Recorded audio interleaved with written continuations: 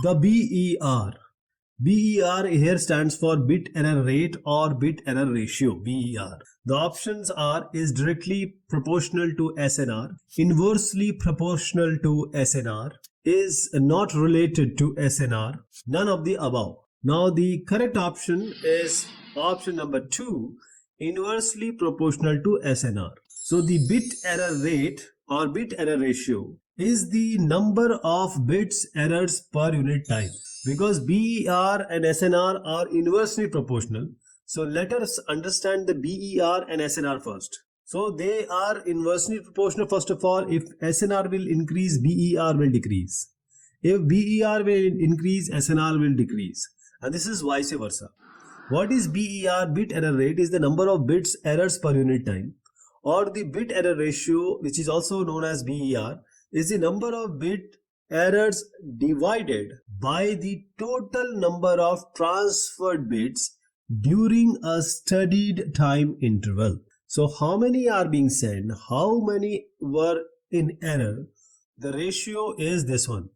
So this bit error ratio is a unitless performance measure, and it is often expressed as a percentage. For example, 10 bits are being sent here, all of them have been received, but one was with error, which this is the 0 one.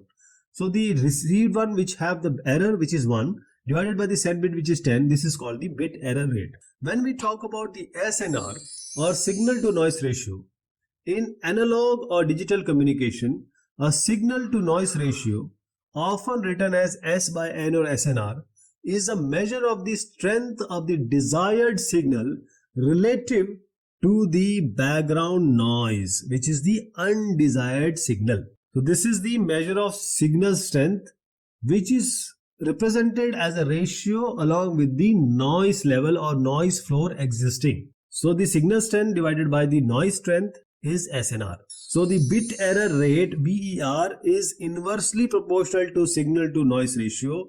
This means that as the SNR increases, the signal becomes stronger relative to noise.